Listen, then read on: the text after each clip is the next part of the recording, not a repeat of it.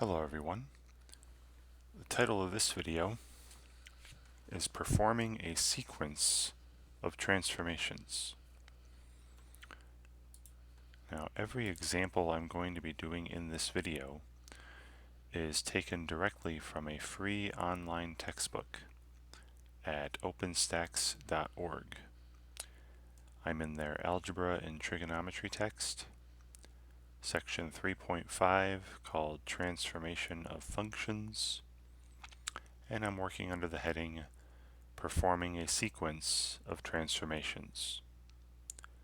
Alright, so each example in this video will be an example from the reading or one of the try it problems from the reading or one of the exercises at the end of the section that's related to this particular objective.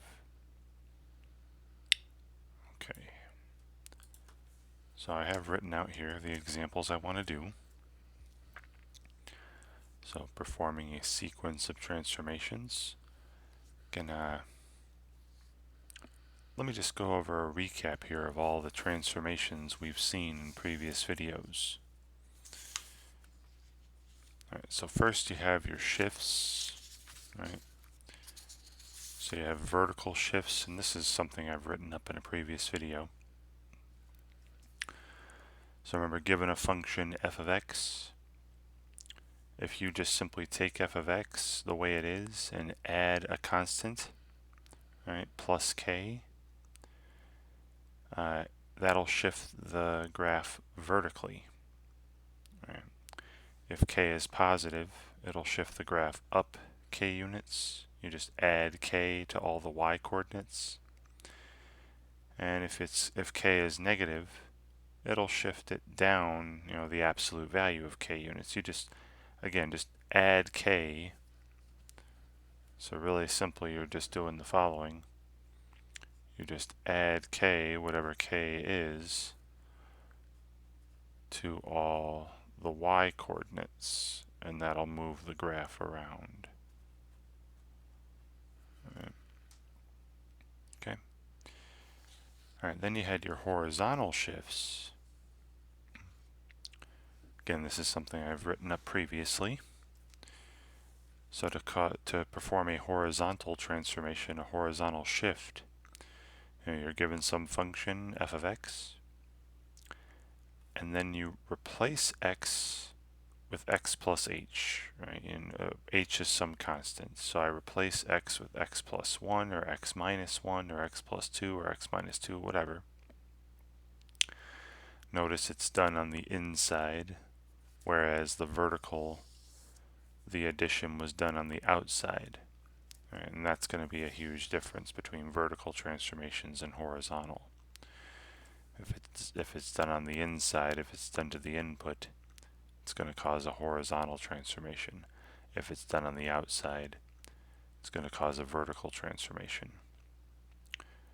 Well, if h is positive, you shift left h units. If h is negative, right, so if this were x minus 3, you'd shift to the right 3 units, or the absolute value of h units. So again, what you're doing here, if you replace x with x plus h throughout a function, what you're going to be doing to the graph to move it around is subtracting h from all the x coordinates. Right? So like for instance, if you replaced all the x's with x plus 2, you'd subtract 2 from all the x coordinates, and that would move you left 2. If you replace x with x minus 3, you'd subtract negative 3 or add 3, which will move you to the right. Right? So subtract whatever h is, right? And again, if h is negative, you're going to be adding. Subtract h from the x coordinates of the points on the graph. Okay. All right, and then we had reflections. Right. The next video after that was about reflections. Now I have both reflections described here. Again, this is something I've written up in a previous video on reflections. So given, function f of x, if you simply multiply f of x on the outside, the entire thing by -1, that'll cause a vertical reflection, a reflection across the x-axis, right? So like this graph here to this graph here, right? A reflection across the x-axis. And yeah, you just simply, if you see this opposite of f, you just multiply all the y coordinates by -1.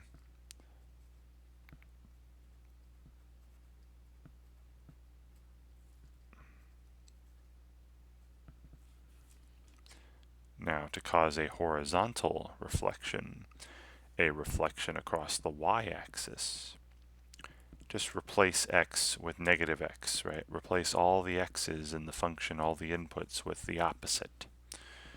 So you get f of -x, and again, that's this graph here to this graph here, the red to the pink, right? A reflection across the vertical axis, or a reflection across the y-axis. And what you're going to be doing to the points in this case is just simply multiplying all the x coordinates by -1. Right, if you multiply all the x coordinates on your graph by -1, that'll cause a reflection across the y-axis. Okay. And then finally, in the most recent video, we had stretches and compressions. And again, this is something I wrote out in a previous video on stretches and compressions. So to cause a vertical stretch or compression, you take your function f, whatever the function is, and multiply the whole thing by a number. All right, a positive number, because if you multiply by a negative number, that'll cause a reflection as well. So if we take f of x, take the entire function the way it is, and multiply it by a, if a is bigger than 1, the graph is vertically stretched by a factor of a, right? All the points on the graph will be pushed away from the x-axis, right? Vertically stretched away. If a is between 0 and 1, right, like a half or 2/3 or something, the graph of f is vertically compressed by this factor of a, right? All the points are moved closer to the x-axis. And once again, just to kind of describe what you're doing to the points on the graph, you would just simply multiply all the y coordinates from the graph of f, multiply all the y coordinates by a. And that'll cause your stretch or compression.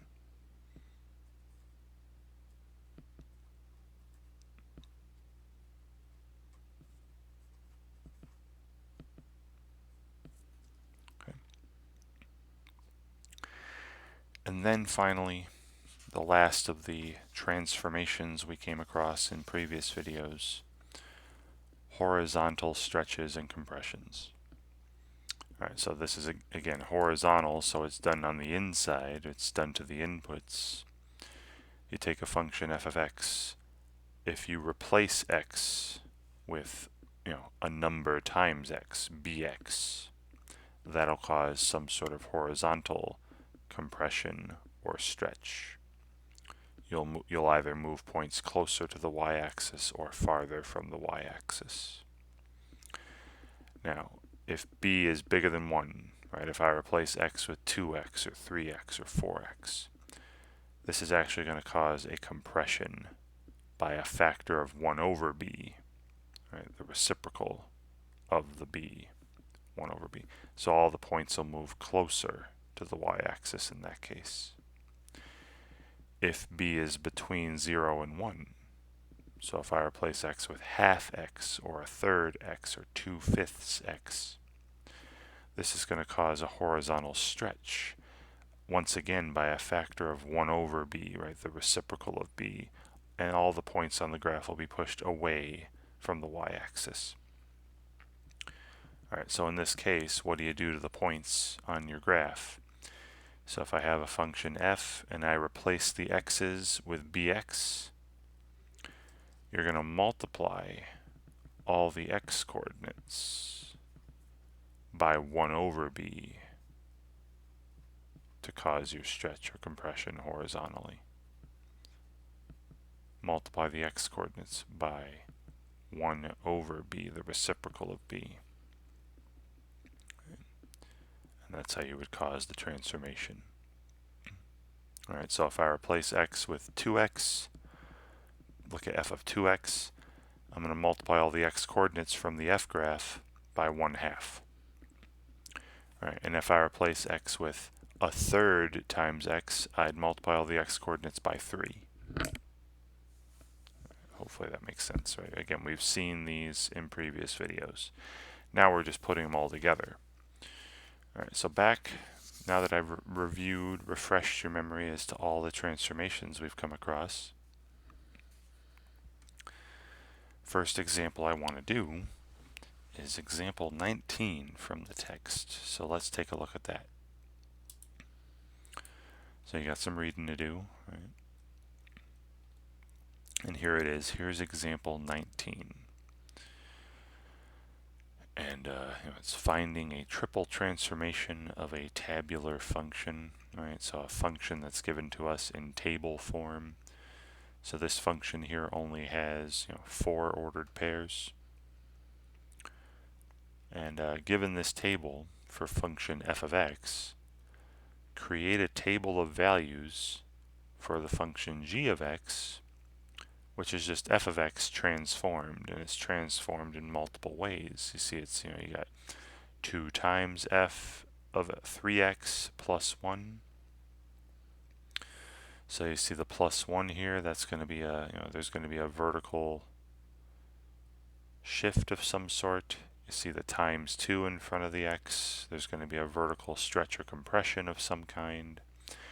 And then inside the function, x is replaced by 3x, a number times x. So there's going to also be some sort of horizontal compression or stretch. Alright, so I'm going to write this table out on paper, and we'll go through this one step at a time. And once I go through these steps, I'll actually show you multiple ways we could do this. And then I'll tell you what I prefer to do when I do these kinds of problems on my own. Alright, so here's the table again written out for this function f that we were given. Now, we know here that f of 6 is 10, f of 12 is 14, f of 18 is 15, and f of 24 is 17. Right? We know all these inputs and outputs for this function f. And we're asked to create a table for a function g, right, g of x, which is 2 times f of 3x plus 1. All right. Now I'm going to go into several different ways we can do this. All right, so let's make now one way, like method. All right, so I'll call this method 1. All right, we can actually just create a table for x and g right away. Okay. I wouldn't recommend this, right? I'll show you later my preferred method, but here I'm going to plug in some inputs, replace x's with some numbers, and see what the output's going to be based on the information from this table. Now in this table for f, we're given inputs 6, 12, 18, and 24. Let's see what happens when I plug in x equals 6, right, like in this first column. So we'd have g of 6 equals 2 times f of 3 times 6, right? Again, just replacing x with 6 throughout this rule here, plus 1.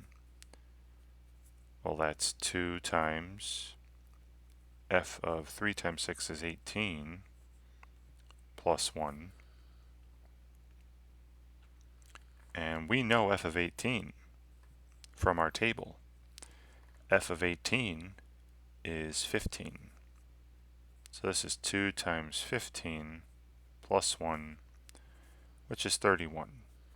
All right, so g of 6 is 31. All right, so I'm going to do this. You'll see why I'm doing this in a second, but I'm going to put 6 here. All right, we're going to actually put 6 third.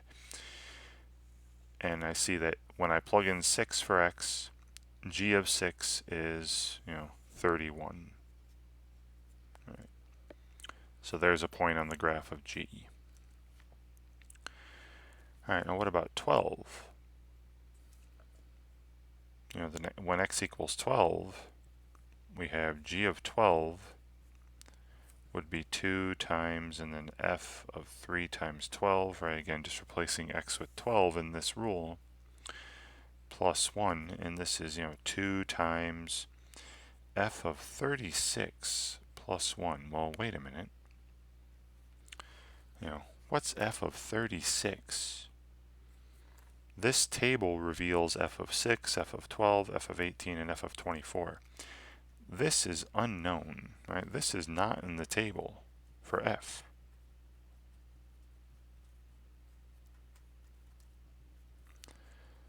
So I can't use x equals 12. I can't use x equals 12. But what could I use? What could I use instead so that we get f of 12? And that's going to be the key here for this first method.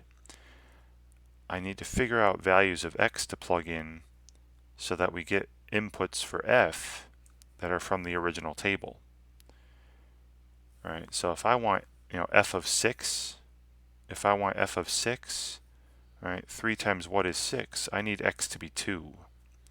So I need x equals 2 instead of 12 and stuff, right? And so I'm going to plug in 2 for x. Let's see what happens, right? G of 2 would be 2 times f of 3 times 2, right? Again, just replacing x with 2 throughout the rule.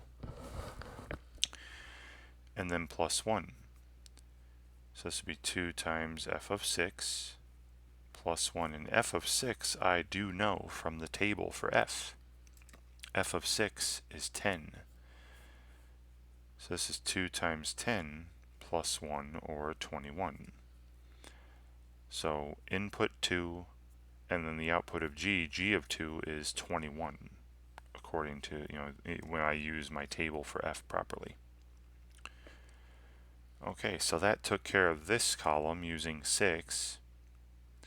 I've used f of 18 already, right? That's why I put it in the third column here. When x was 6, you had f of 18. How about the second column from the f table?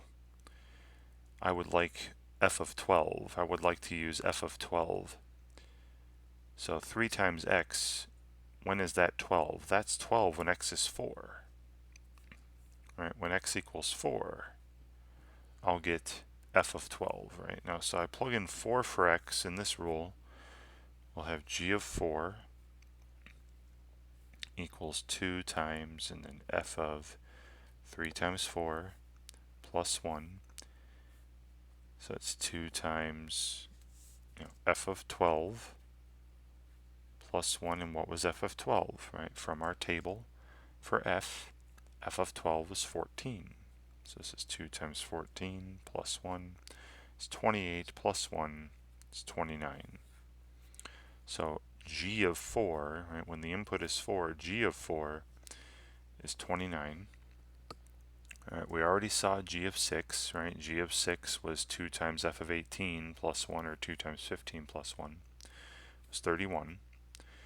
And then for the final column, right, if I want to use f of 24 from the f table, x needs to be 8, right? 3 times 8 would be 24, right? So when x equals 8, let's look at g of 8 would be 2 times f of 3 times 8 plus 1. That's 2 times f of 24. And then what was f of 24? From our table, f of 24 was 17. So this is 2 times 17 plus 1. Or 34 plus 1, 35. That's the final output. So when x is 8, right, when x is 8, g of 8, according to this rule, would be 2 times f of 24 plus 1, 2 times 17 plus 1, or 35. And this is, this is our final answer here. All right, so this method was kind of, it didn't use transformations at all, really. I mean, it did transform the function f into g, sure. But we didn't take, we didn't talk about horizontal shifts or vertical shifts or horizontal stretches or compressions or vertical stretches or compressions, right? We didn't talk about any of that stuff.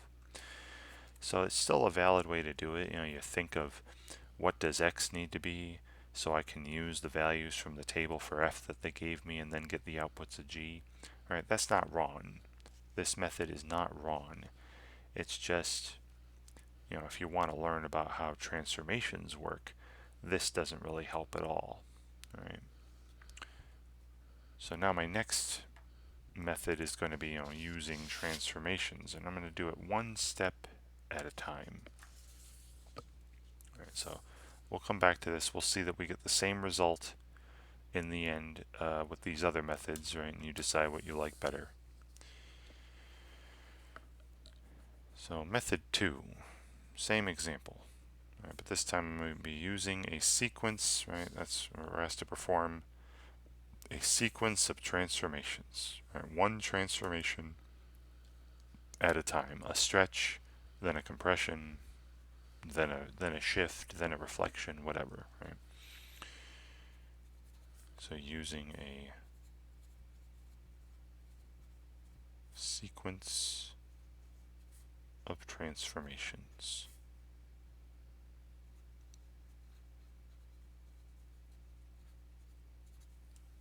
Okay. So we're going to start with f, right? We're going to start with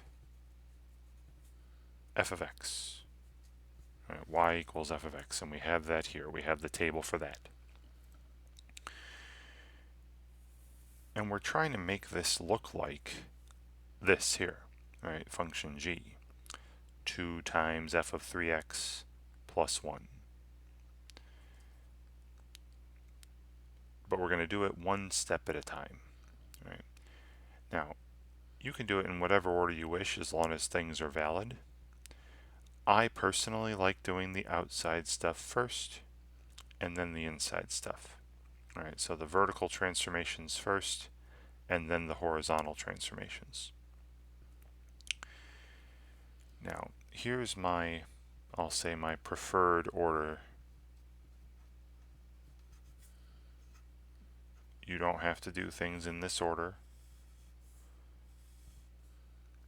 but I like doing it because it's easier, in my opinion. So for the vertical transformations,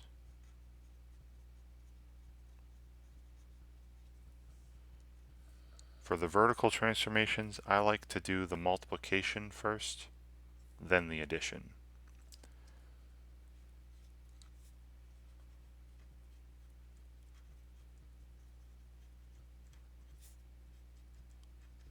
Right, this will cause a stretch or compression.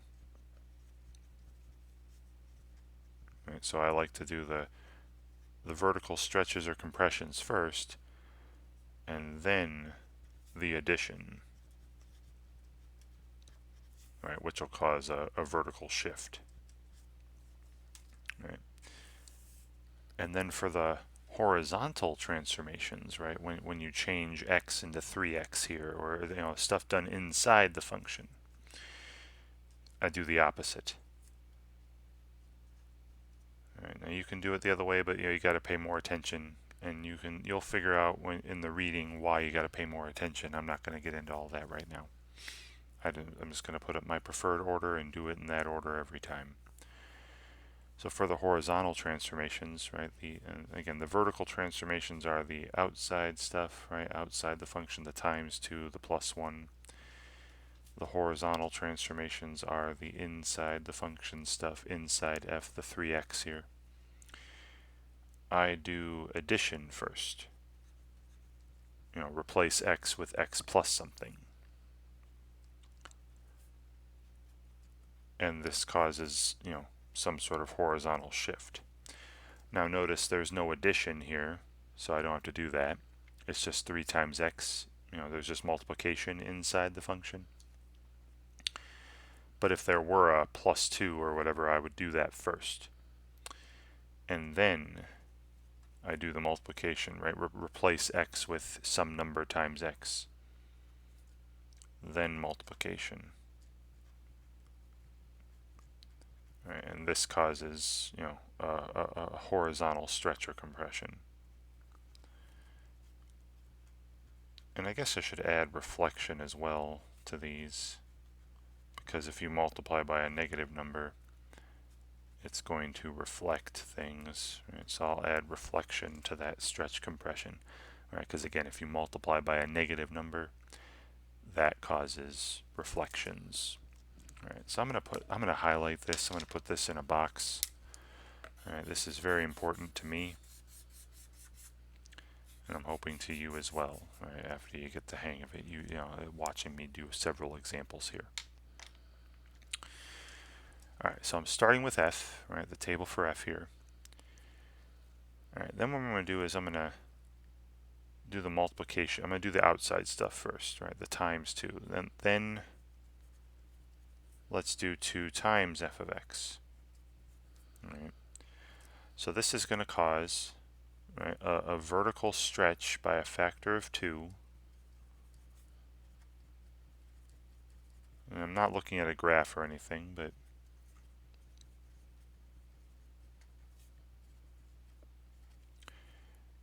what you do to the coordinates is simply multiply the y coordinates by 2. Or multiply the outputs by 2. Right? Multiply the y coordinates, the outputs by 2. Alright, so I'll make a table for this. This is going to take a while. So we have inputs x, right? 6, 12. I haven't changed the inputs at all, so it's still 6, 12, 18, and 24. But now we're doing 2 times f of x instead of f of x, right? A totally new function. And I'm just doubling the outputs. So when x is 6, the output would be 20. Then when x is 12, the output would be 28. When x is 18, the output would be 30. When x is 24, the output would be 34. Okay, so that's step 1, right? Okay, so that takes care of the multiplication on the outside, right? The vertical stretch or compression. And now I want to do the addition, this plus 1, right? So then we take our previous function, 2 times f of x here, and I just simply add 1 to it, right? Leave the previous function the way it is, and then just add 1 to it. That's going to cause a vertical shift, up 1 unit.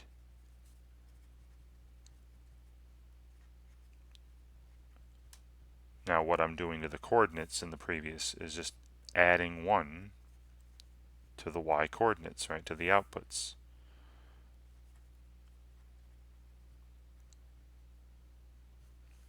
Alright, so I'll make a new table. So I have x, and again I haven't changed the inputs at all, so this is still 6, 12, 18, and 24. And then we're doing 2 times f of x plus 1. Right? So again, I'm just taking my previous outputs and adding 1 to them. So 20 becomes 21, 28 becomes 29, 30 becomes 31, and 34 becomes 35. Alright, and then I'm almost done. Right now I'm done with the vertical transformations. Right, I did the vertical stretch or compression, multiplying by 2, then the vertical shift, adding 1. Alright, so now for the horizontal stuff, right, the only thing that I need to change now is I need to change x into 3x. Alright, now I replace x with 3x to cause that there's no addition to do, right? I know I said I normally do addition first, but I told you earlier, right, this is just 3x inside the function inside f here. So there's only the multiplication to do, only replacing x with 3x. So I replace x, all the x's with 3x, and that creates this function, which is g, right? So then we're looking at 2 times f of 3x, right? Replacing x with 3x plus 1. And when you replace x with 3x, right, this causes a horizontal compression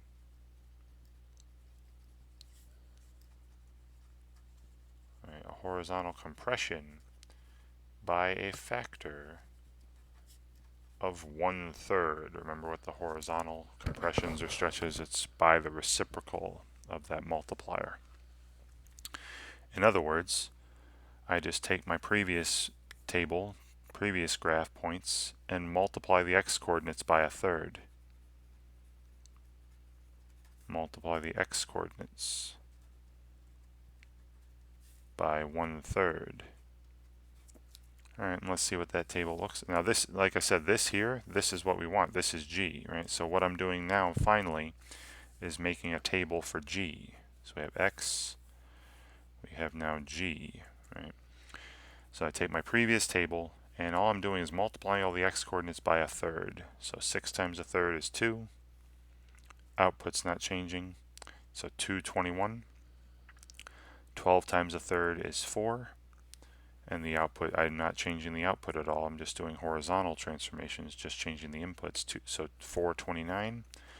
1/3 times 18 is 6, and the output's not changing. 631. And then 1/3 of 24 is 8, and then the output's not changing. 835. And there it is. After all the I know it was a lot. All right, a lot of steps there, but I want to do these steps to get in your heads what these transformations are, right? And then let's look at, there's the table for g that they wanted, right? After all these transformations occur, all the vertical transformations and horizontal transformations. Now, look at this. Compare this to what I did earlier, and it's exactly the same. See, they're the exact same table.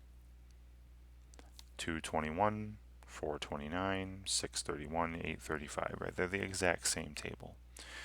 But the nice thing about this second method is, taking one transformation at a time, you get a feel for how the transformations work. All right. At least I hope so. All right, and then I wanted to do one more thing with this, is show you a piece of graph. All right, I wanted to actually go to the Desmos website, and I just want to work with one point. So I'm going to work with this point here, 610, and see how it transforms from one table to the next. All right, so going back to the computer here, this is desmos.com, right, a free online graphing calculator. And I'm just going to put in the point, 610. We'll take a look at where that is, right? I'll label it. And that'll be over here somewhere, right? There's 610 right there. Right, you can hopefully see it. All right, then back to our paper, right? That was a point on the original graph, right? That was on the graph of f. Then we, looked at 2 times f, which turned that point 610 into 620. All right, so I'm going to plot the point 620 now. And hopefully you see the vertical stretch by a factor of 2. All right, that just, the point 610 is 10 units away from the x-axis, and then that distance got doubled. Right, now it's at 620. All right, there's that vertical stretch by a factor of 2, right? The distance from the x-axis got doubled.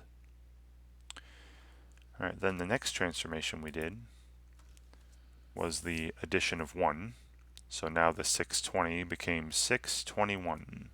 All right, just got moved up 1. So again, back here I'm going to put a new point, 621. and label it. And again, hopefully you see the shift now, right? 620 just got moved up 1 unit, right, with the +1. And then the final transformation we did, right, was the replacing x with 3x, which causes me to multiply the x coordinates by a third. So this 621 got moved to 221.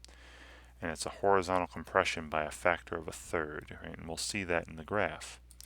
So I'll plot 221 and label it.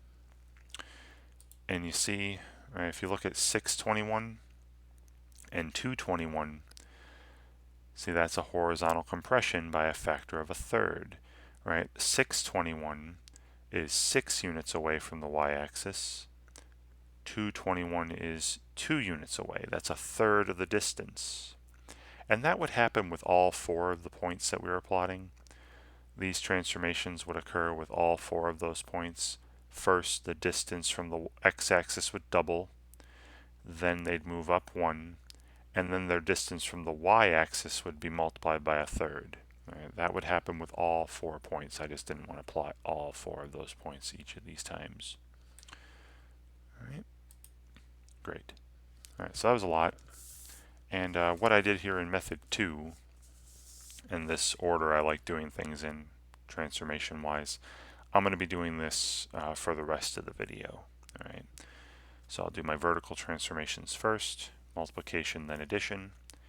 Then I'll do the inside stuff, the horizontal transformations, addition, replacing x with x plus something, then replacing x with x times something. All right, so the next example, all right, that was example 1. Example 20 from the reading I would like to show you. All right, so back to the reading. All right, so here's example 20. Now instead of giving me just a few points, like, like a table of 4 points, like in example 19, in example 20, they give us an entire graph with infinitely many points. This semicircle. Right, this semicircle here. And we're asked to use the graph of f in this figure. Right, this is our original function f, and sketch the graph of a new function called k, which is a transformed version of f. It's f of half x plus 1. Notice this is the inside stuff, right? This is going to, these are going to cause the half and the plus 1 here are going to cause some sort of horizontal transformations. And then you have the outside stuff is just minus 3. That's going to cause a vertical shift by 3 units. Okay. So yeah, so I'm going to do that second method, right, where we just look at one step at a time. Right, one step at a time. All right, so first I'm going to draw a rough sketch of this semicircle here, and then we'll see how some of the points transform. The points I'm going to be working at are the ones that actually have coordinates I know, like -2, 0, and 0, 2, and 2, 0. Right? All these other points I don't really know the exact coordinates, but I do know the general shape is going to be a half a circle or half an ellipse, as we'll see later with the stretching. Okay, so here is a very rough sketch of the graph they just showed us, right? So, f, right, f of x, this graph has the points 2, 0, right, 2, 0, 0, 2, and -2, 0. Right? And what I'm going to do is just point out where these points would move, and then kind of draw the rest, based on the fact that the shape shouldn't change all that much. It'll still be some sort of half circle or half oval, half ellipse.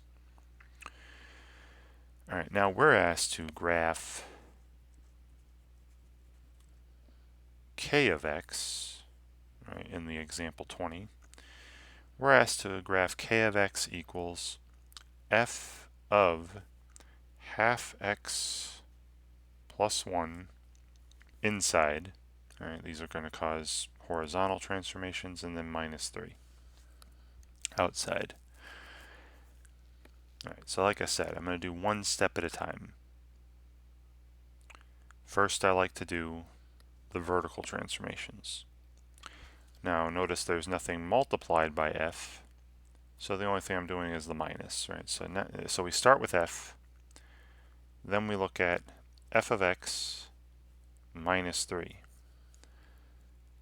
And all we do here is subtract 3 from the y coordinates.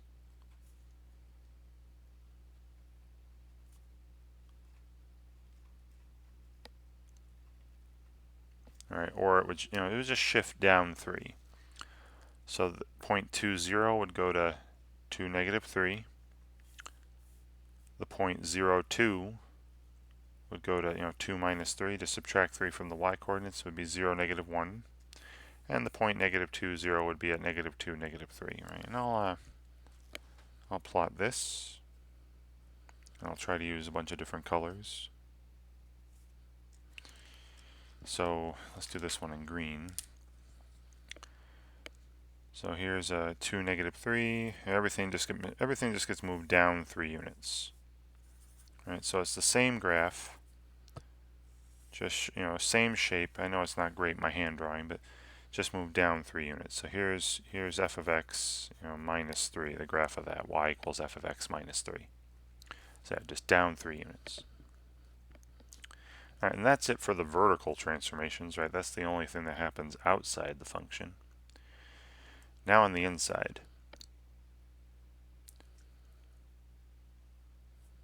So I want to change x eventually to half x plus 1, but again, one step at a time. So remember, I like to do multiplication then addition for the vertical transformations. For the horizontal transformations, it'll be easier, I promise you, to do the other way around. Do the addition first. So first I'm going to replace x with x plus 1, right, to get this plus 1 in here. So that'll be, instead of x, f of x, it'll be f of x plus 1, and then you got the minus 3 still. Now all you do, remember when you replace x with x plus 1, that moves the graph to the left 1 unit, which means we're going to subtract 1 from the x coordinates.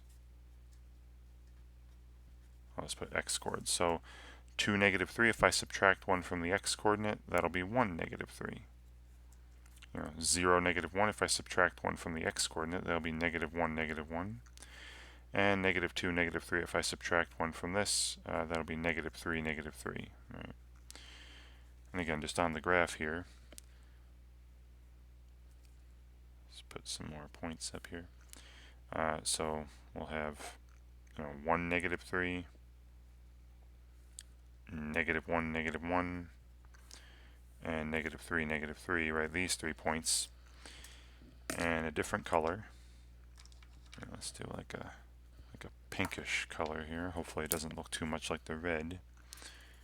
And it's the same shape graph, right? Just moved left 1. So here's, f of x minus 1 minus 3. So I start with f, right, and move down 3, and now left 1, right, to get to this pink graph. Right. Then finally, right, all that needs to happen now to get this k function is I need to replace x with half x, right? I've got the x plus 1, I got the plus 1 there inside. Now I just need to replace x with half x. So the last step here is replace x, all the x's, with half x. So that'll give me f of, instead of x plus 1, it'll be half x plus 1. Right? Everything else everything else stays the same. The only thing I'm changing is x. I'm changing x into half x. And then you got the minus 3. Now remember what this does. Right? You replace x with half x. That causes a horizontal stretch by a factor of 2. Right? So you're multiplying all the x coordinates by 2, right, the reciprocal of a half. So 1, -3 would move to 2, -3. -1, -1 would be -2, -1. And I'm multiplying the x coordinate by 2, -2, -1. And -3, -3 would go to -6, -3.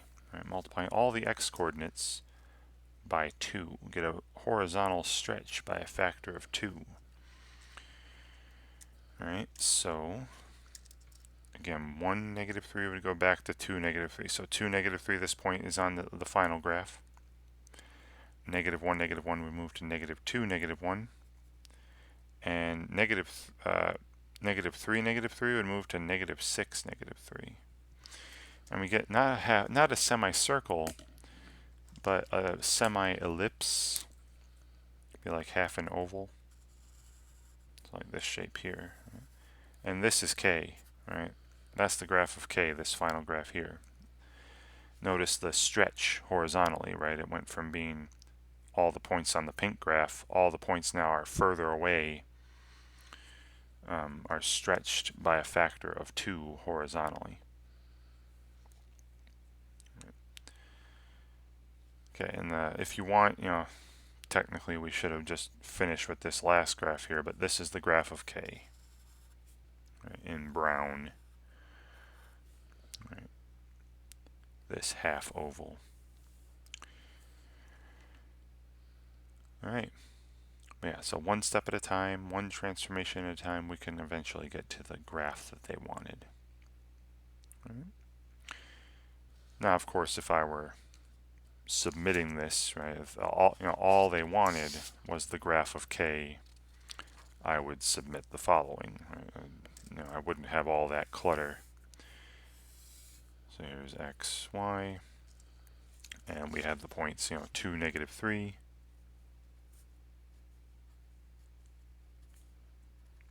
There's a point on the graph. We have the point we saw -2, -1, and -6, -3, right?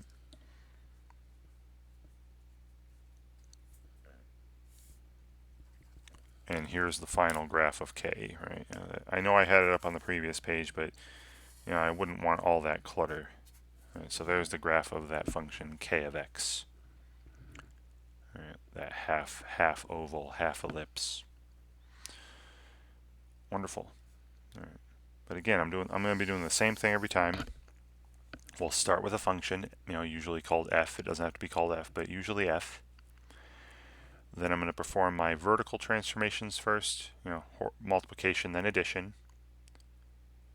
Then we're going to perform the horizontal transformations, or the inside stuff, where I do the plus addition first, then multiplication. Replace x with x plus something, then replace x with x times something. Right? And I promise you, it'll make things a lot easier if you do it in that order.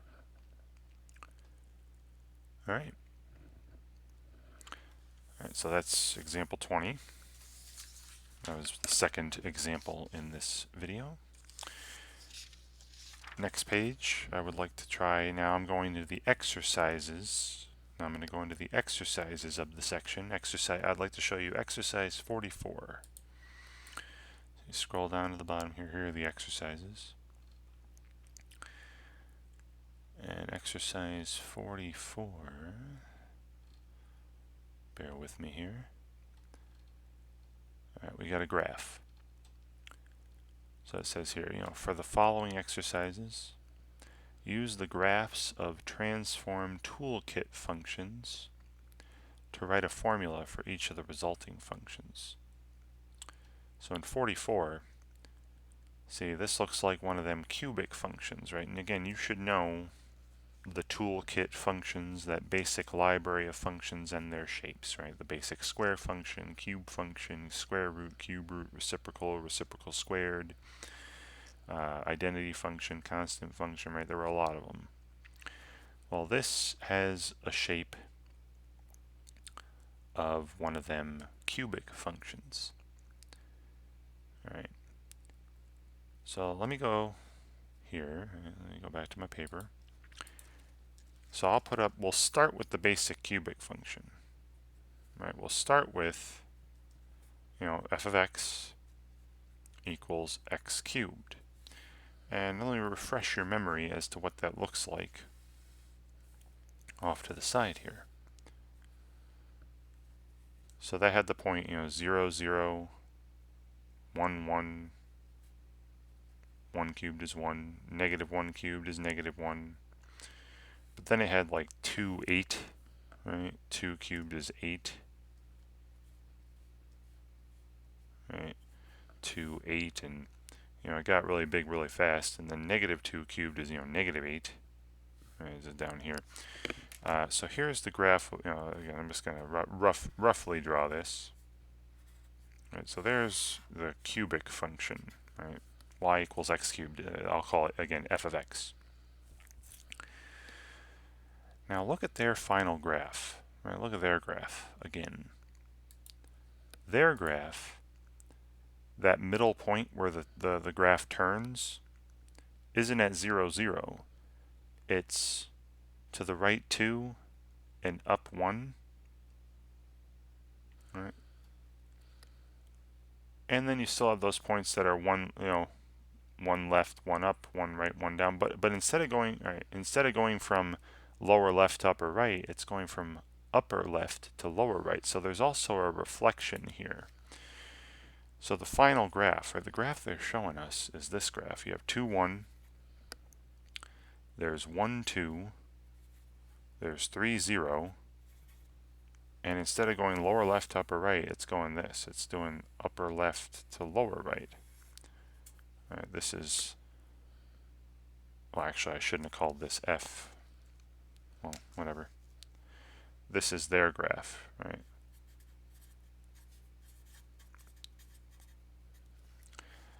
So what I'm seeing is a shift right 2,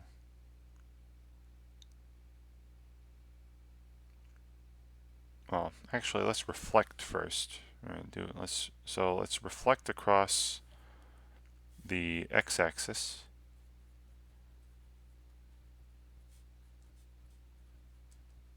Right, so that would be negative 1 times f of x, or negative x cubed. Y equals negative x cubed. So I make this look like this, right? There's negative x cubed. And then I would move it right 2, up 1. Right? Or up 1. If I move it up 1, that's just simply adding 1 to the previous function. So negative x cubed plus 1. So I'll move this up 1. There's negative x cubed plus 1. Sorry about the clutter. And then right 2, and I'll get the final graph. Right? Remember how to move graphs to the right 2. You replace x with x minus 2. So it'd be negative f of x minus 2. That'll move the, if I replace x with x minus 2, that moves the graph right 2, and then you still got the plus 1. So I got negative, quantity x minus 2 cubed plus 1. And there's our final, there's our equation. Y equals negative the quantity x minus 2 cubed plus 1. And that's what they wanted. And let me go to that Desmos site. Alright, I'm going to go to the Desmos site, and we'll see that this happens. See that the graph of x cubed gets transformed into the graph that they want here after all these transformations. Alright, so clearing all this stuff out from earlier. Alright, so if I'll start with y equals x cubed. Right, reflected across the x-axis, multiply it by negative 1. Right, y equals negative x cubed. See how that reflected it across the x-axis. Then I moved it up 1 unit. Right, so just take the previous rule and simply add 1. See how that moved the red graph up to the blue graph, up 1 unit. And then move it to the right 2 units by replacing x with x minus 2. Right, so everything else stayed the same. I just replaced x with x minus 2, and you see that green graph is the blue graph moved to the right 2, and that green graph is the graph they wanted. Right? You see how it's got 2, 1, it's got 3, 0, it's got 1, 2, and it's this cubic going down, just like the graph they have here. It's got 1, 2, it's got 2, 1, it's got 3, 0, and it's a cubic going down. So again, it's going to take some practice doing this, I promise you, just like anything else. But you got to be able, hopefully with some practice, you got to see, hey, this looks like a cubic, so I'll start with a cubic. It's flipped over, so I'll flip that over, and then moved right 2, up 1, or up 1 and right 2. It doesn't matter. Right? But hopefully you see the toolkit function and also what transformations would need to occur to create the graph that they're showing you. Right, that is going to take some practice. So look at the odd ones too. Right? There's a parabola. There's a square root function flipped over the y-axis. Practice these other ones, and you can see the solutions by clicking on the numbers. So that's why I'm only doing some even ones, as you can see the odd ones yourself. All right. So next one. I want to do exercise 46, which is probably similar. Yeah, so this is, now look at, remember those V-shaped graphs were absolute value? And this looks like the absolute value just flipped over. So I'm going to do a reflection across the x-axis again, and then moved, up 3, right 2. Right, because remember the absolute value function, that was another one of them toolkit functions. So I'll start with y equals the absolute value of x. I remember how that looked. That had 0, 0, 1, 1, negative 1, 1, right? And it was like this function here. Right? There's y equals the absolute value of x. So the rays are pointing up, right? The rays are pointing up. But in this graph, the rays are pointing down. So there's a reflection across the, I got to flip it over first. Right. So again, I'm going to reflect this just like the last example, reflect across the x-axis. Right. That's simply take the previous rule and multiply it by negative 1 on the outside. Right. So that'll look like this. Here's negative absolute value of x. And then, got moved up. Now that high point is moved from the origin up 3, right 2. Right. That high point here is moved from the origin up 3, right 2. So again, taking this one step at a time. Oops, sorry, didn't mean to make that dark. Let's move up 3. So that'd be y equals, take the previous rule and just add 3 on the outside. Right. So I'll move this up 3. So 0, 0 to 0, 3. And then, negative 1, 1 to, I'm sorry, negative 1, negative 1 up 3 to negative 1, 2. And then negative 1, positive 1, negative 1 up to positive 1, 2, and we get this graph. Right, sorry about the clutter. There's negative absolute value of x plus 3. And then I'm moving right 2. And again, to move to the right 2, you replace x, replace all the x's with x minus 2. So it'd be y equals negative absolute value of x minus 2, and then you still have the plus 3 there, right? Just replacing x with x minus 2 will move you to the right 2. And that'll give me the graph that I want, right? If I move everything to the right 2, you got, 2, 3. You'd have negative 1, 1. Or sorry, negative 1, 1 would move to 1, 1. And 1, 1 would move to 3, 1. And we get our final graph here. And again, I'm sorry about the clutter. But there would be our final graph. Right? And that is the graph that they wanted, right? It's got 2, 3 as the highest point, and then you got 1, 2, and 3, 2, and the arrow's going down, right? 2, 3 is the highest point, and then you got 1, 2, and 3, 2, and the arrow's going down. Or I go to the Desmos site, and let's look at that actually work. Look at a much nicer picture, of course. So we'll start with the absolute value of x. You just put type ABS. I flip that over, right? So multiply it by negative 1. Then we added 3 to it to move it up 3. So negative absolute value of x, and then afterwards plus 3, that moved it up 3. And then to the right 2, just replace the x with x minus 2. Right? Y equals, everything else stays the same. Negative absolute value of, And then instead of x, x minus 2, and then you still got the plus 3, and then there's that final blue graph, right, which is what they wanted. So your highest point, 2, 3, you got 5, 0 here, you got 0, 1, and the arrow, the rays are going down, just like this, right, 0, 1, this would hit the x-axis at 5, 0 over here. So, looks good. Our equation looks good for the function they gave us, y equals negative absolute value of x minus 2 and then plus 3. Wonderful.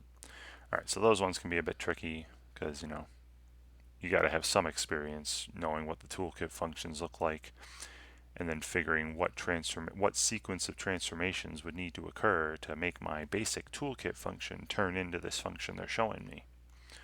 All right, and again, hopefully with some practice, you'll get better at that, just like with anything else.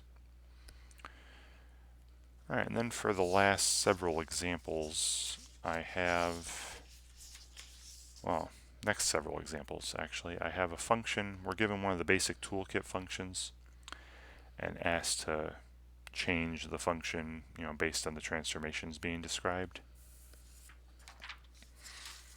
So like this here. So in example 5, I'm asked to write a formula for the function g that results when the graph of a given function is transformed as described. So again, we're starting with a toolkit function. We're starting with a very basic function, f of x equals the square root of x. So first, let's do reflected over the x-axis. That's a horizontal, reflected over the x-axis is a vertical transformation. You just multiply by -1. All right, so first we're reflecting over the x-axis. You simply multiply the rule by -1. Y equals, right, and I'm calling it y now because it's not f anymore, it's a transform version. Y equals negative square root of x, right? Multiply the rule by -1. That will flip the graph over the x-axis. And then horizontally stretched by a factor of 2.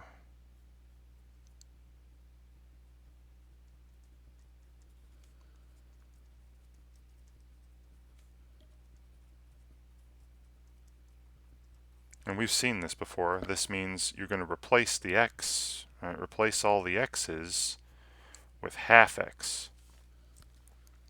Remember, the horizontal stretching and compressing works with the reciprocal of the factor, right? So when you replace x with half x, that causes a horizontal stretch by a factor of 2. So this gives me the final function that they're calling g, right? They said function g up here. So equals negative, everything else stays the same. I'm just replacing the x's with half x. So negative square root of half x, and this is all they want. All right, and let's actually go through the Desmos site and see that these transformations are occurring as I've said here. All right, so back to the Desmos site. Let's get rid of all this. So let me start with, the square root of x. There's the square root function. I said multiply this thing by -1, right? This should reflect it across the x-axis, and you can see that there. The purple graph is the green graph reflected across the x-axis. And then I replaced x with half x. And look at that. See the new black graph? All the points on the black graph are twice as far away from the y-axis as the points on the purple graph, right? Like here's 1, -1 on the purple graph. That's at 2, -1 on the black graph, right? That's twice as far from the y-axis. Then here's, 4, -2 on the purple graph. See how that's now at 8, -2 on the black graph. That's twice as far away from the y-axis. You had a horizontal stretch by a factor of 2 to make this final black graph. And those transformations that were described were performed here correctly. Great. All right, so this is what I'm doing for the next few examples. So we're starting with one of those basic toolkit functions. So here's the reciprocal function. F of x equals 1 over x. And we just do these one at a time. So first, vertically stretched by a factor of 8. Now vertically stretched is easy. You just multiply by 8. Right? So y equals 8 over x. This will vertically stretch this function by a factor of 8. And we'll see that on Desmos in a minute. Then shifted to the right 4 units. So remember, this means replace x with x minus 4, right, to shift it right 4 units. So the next step will be y equals 8 over x minus 4 in the denominator instead of x. This shifts this graph to the right 4 units. And then finally, up 2 units, which means take the previous rule and just simply add 2 outside of it. And this will be function g, right, that they want. So to take the previous rule, 8 over x minus 4, and if I want to move it up 2, just go plus 2 afterwards. And that's it. That's all they want. Now let's actually see this happening, right? Let's see these transformations happening on Desmos.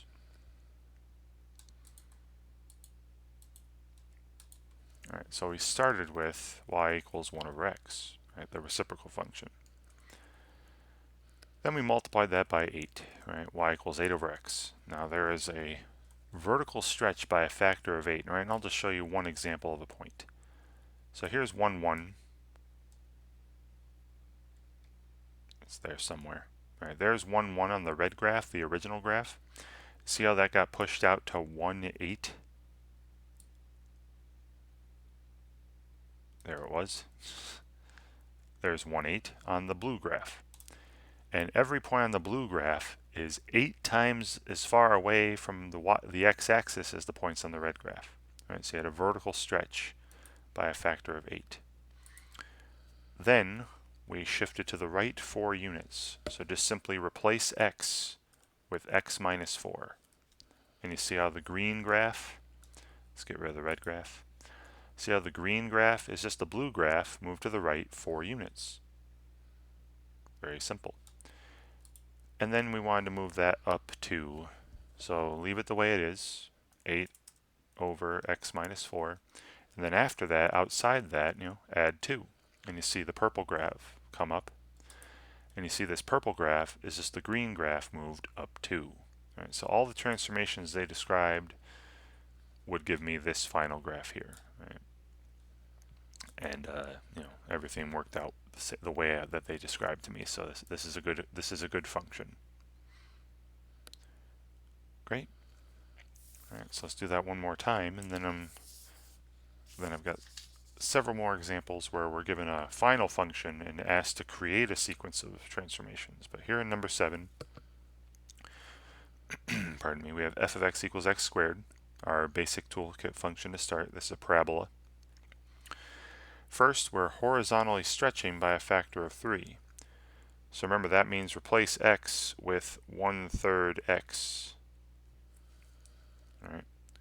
Replace x with 1/3 x. Right. That'll cause a stretch by a factor of 3 horizontally. Right. The reciprocal. So first step is y equals, instead of x squared.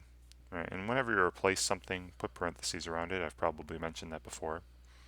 Instead of x squared, we're going to have 1/3 x squared. All right, 1/3 x in parentheses, replacing x squared. Then shifted left 4 units. Right, so this is another horizontal transformation, left 4. Replace x with the quantity x plus 4. That'll move you left 4. So the next step is y equals, everything stays the same. Still got the 1/3. Right, still got the square, but I'm replacing x with the quantity x plus 4. So I know there's a lot of parentheses here, but this is what we need to do to perform the transformations they're describing. So I replaced x with 1/3 x to cause a horizontal stretch by a factor of 3. And then I replaced, again, just the x with the quantity x plus 4 to cause a move left 4, shift left 4. And then down 3 units is simply subtract 3 from the whole thing. Right? So y equals, now this will be g, this is the final thing. I take my previous rule, the quantity 1/3 times the quantity x plus 4 all squared. And then if I want to move down 3 units, just subtract 3 on the outside. Right? Remember, outside stuff causes vertical transformations. Stuff where you're replacing just x, right, the inside stuff, that causes horizontal transformations. And there we go. This is it. This is what they want. Write the final rule that would occur, the final function, after all these transformations take place. And let's see this happen. All right, let's see this happen on Desmos. All right, so we started with the square function, right? Y equals x squared. All right. Then they asked us to horizontally stretch by a factor of 3. So I replaced x with 1/3 x. Oops, 1/3 x. Still squared. Right? Now do you see the red graph versus the black graph? Do you see the horizontal stretch by a factor of 3? Like here's 1, 1 on the black graph. That's 1 unit away from the y-axis. Times 3 would make it 3 units away. There's 3, 1 on the red graph, right? It should be there somewhere, right? There we go, 3, 1. And that's the case for all these red points, right? Take any of the black points, multiply the x-coordinate by 3, you get the red point. So you got this horizontal stretch by a factor of 3. Okay, so now we're at this red graph. Then we were asked to shift left 4 units. So I'm replacing x with x plus 4. So again, everything else stays the same. So I still got the parentheses and the 1/3. But now the x is replaced by the quantity x plus 4.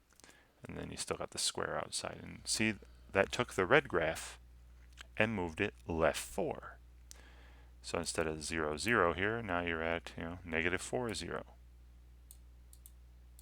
Right?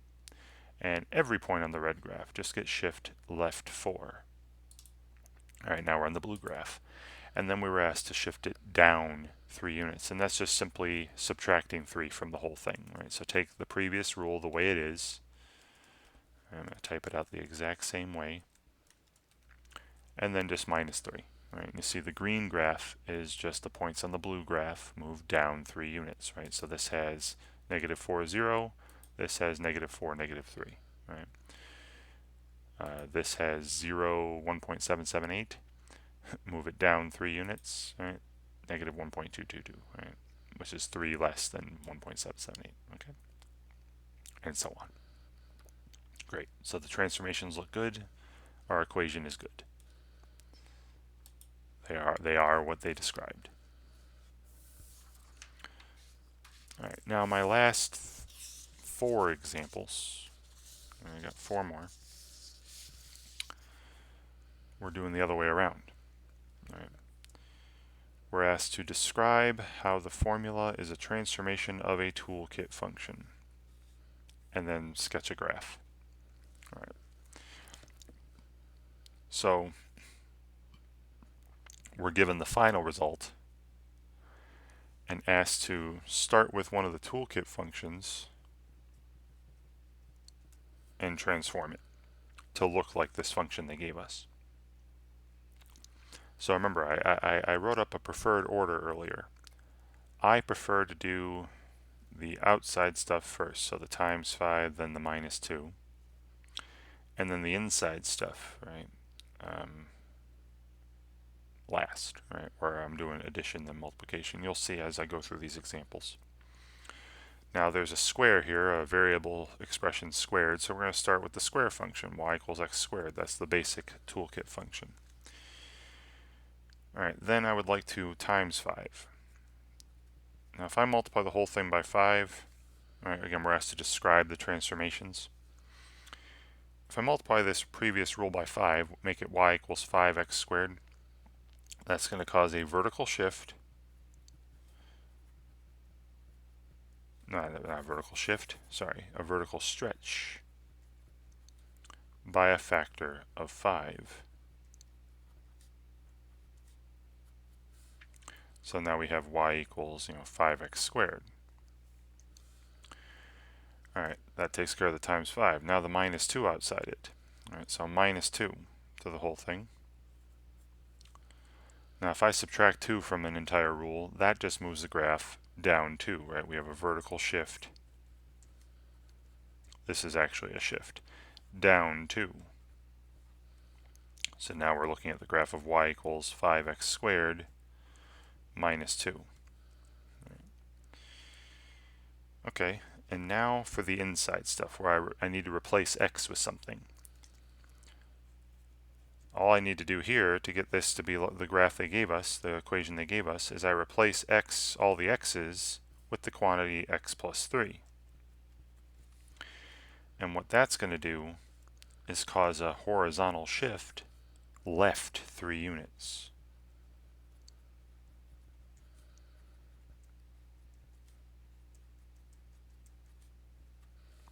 So now we have what we have. We have our g of x, right, is 5 times the quantity x plus 3 squared and then minus 2. Right? So here are the 3 transformations that need to occur.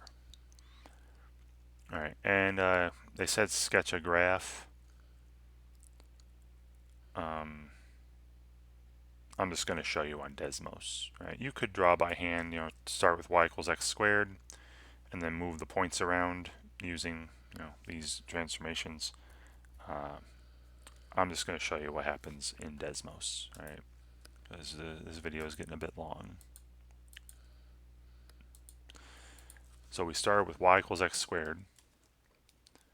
Alright, then I said we're going to vertically stretch by a factor of 5, right? Times 5, y equals 5x squared. And then we shifted down 2, right? Y equals 5x squared, and then minus 2. Right? And you see the black graph to the red graph is down 2 units. And now we're at this red graph, and then I shifted to the left 3, right? Y equals 5 times, and replaced x with x plus 3 to move it left 3. So squared and then minus 2. And there's the red graph, move left 3.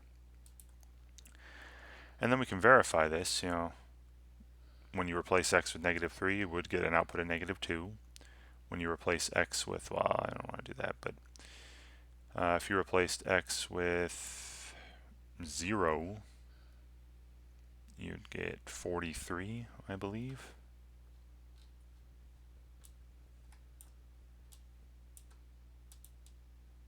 Yeah, and that works, right? So this graph is a good graph for the function they gave us. Has all the points I wanted to have on it. And so that's what I'm doing for the last several examples is, we're given some function, we're going to ask to start with some toolkit function, and then describe a sequence of transformations to get the function they gave us. All right. Example 9. Clearly this is going to start with a square root function.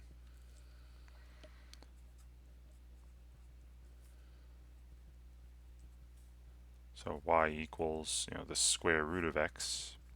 That was one of those basic toolkit functions. And I would like to make it look like this. Alright, so again, there's only really outside stuff done. X is not replaced here. It's still the square root of x at the end in this function k. So I'm only doing vertical transformations. So the verticals, I like to do multiplication, then addition or subtraction. Right? So first I'm going to multiply by negative 3. Now this actually causes 2 things to happen. If I multiply by negative 3. Because it's negative, I'll say the first thing that happens is we're going to have a reflection across the x-axis. Right, again, that's because it's a negative number I'm multiplying by. Then because of the 3 here, a vertical stretch by a factor of 3.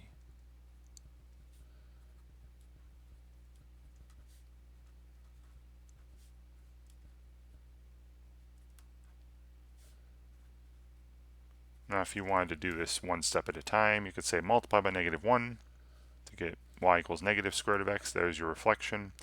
and then multiply by 3 to get that factor of 3. You get y equals negative 3 times the square root of x. Alright, so now we're looking at this graph, this function. And all I need to do now is the minus 1 outside, right? So minus 1, and that's going to cause a vertical shift, down 1 unit.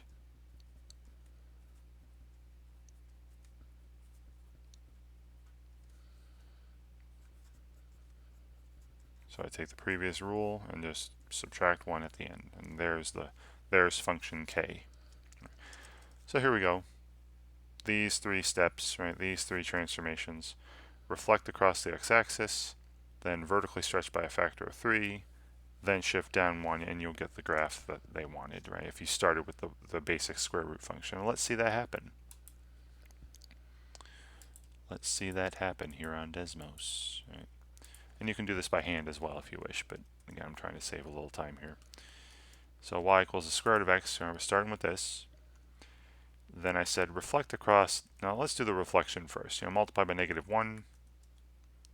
See, there's a reflection across the x-axis, and then multiply by make it negative 3. So now I multiply by 3, right? Y equals negative 3 times the square root of x, and you see now see that vertical stretch now by a factor of 3. So I reflected across the x-axis, and now I stretch vertically by a factor of 3. So all these points on the purple graph, their distance from the x-axis got tripled. All right, now we're on the black graph. And now we're on the black graph there, and then finally shift it down 1. So I keep the rule the way it was, negative 3 times the square root of x, and then afterwards minus 1, right? Now we're on the red graph, and the red graph is just the black graph moved down 1. And there we go. Alright, and you can test some things out, right? If x were 0, the output would be negative 1 for this function. If x were 1, the output would be negative 4 for this function.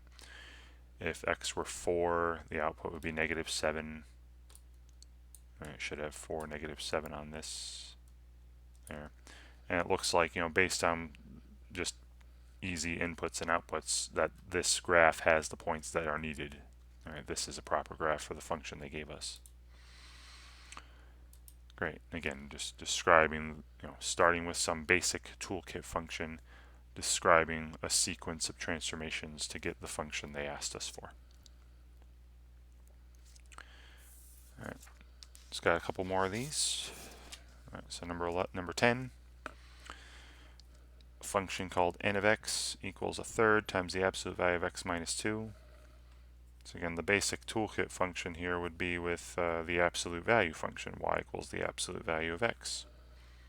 And then I'd like to make this look like this, right? Make it look like n. So again, I like to do the outside stuff, right? Vertical transformations. First, I'll multiply by 1/3. Multiply the whole thing, absolute value of x, by 1/3, and that'll cause a vertical compression, right? Because that's less than 1.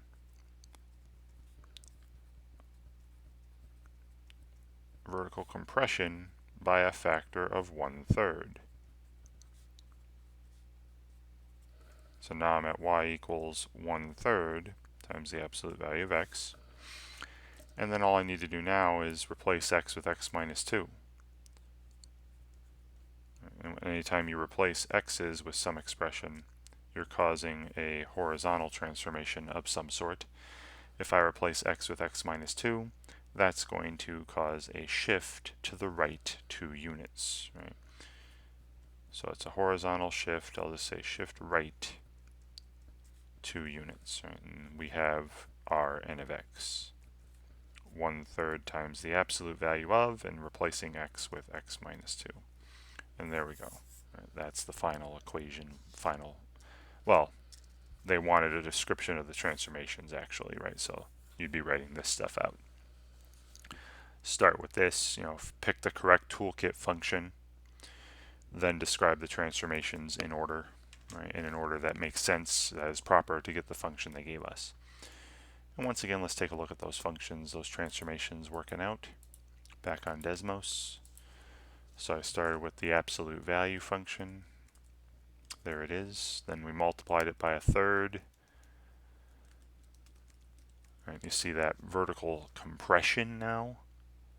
See how the points on the blue graph are now, when you're on the green graph, are a third of the way closer to the x-axis, right? You're compressed towards the x-axis, vertically compressed. Like here you see the point 3,3. Right, there's 3,3, and then multiply that by multiply the y coordinate by a third, you're at 3,1. Right? A third of the way, a third of the distance to the x-axis. Alright, so I did my vertical compression by a third, and then replace x with x minus 2. That should shift this to the right 2 units, right? So instead of x, now I'm replacing it with x minus 2, and you see the purple graph is the green graph, moved to the right 2 units. And that's our final graph there. And it should have 2, 0, it should have 0, 2/3, right? And you can test these out. You know, it should have 5, 1, right? If you replace x with 5, output should be 1. You can test out these points are valid. This is a valid graph for the function they gave us. Great. All right, I've got one final example. This is it. I know the video is almost an hour and a half now, but hopefully you're bearing with me. Doing the same thing pretty much every time here at the end. So I'm trying to make this function q of x with one of those toolkit functions as a beginning point. So it's 1/4 x cubed plus 1. So I got a variable expression to the third power. So I'm going to start with the cubic function, y equals x cubed. And we saw this earlier in the video. And then I want to make this look like this. Now, the only outside thing is plus 1, right? There's nothing multiplied by this 1/4 x cubed, right? So I'll add 1 first. And that's going to cause a shift up 1. Y equals x cubed plus 1 now. And then all I need to do to make this look like this is replace x with 1/4 x.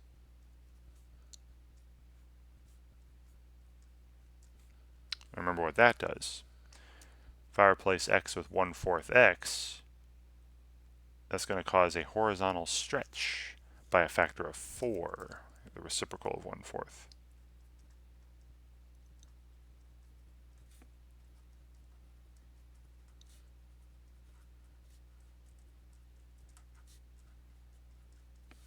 And that's it. Y equal, or then we end up with q of x.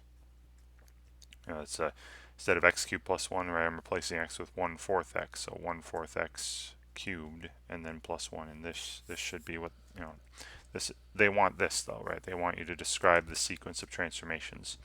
Start with this basic toolkit function, the x cubed function. Add 1 to it, shift it up 1.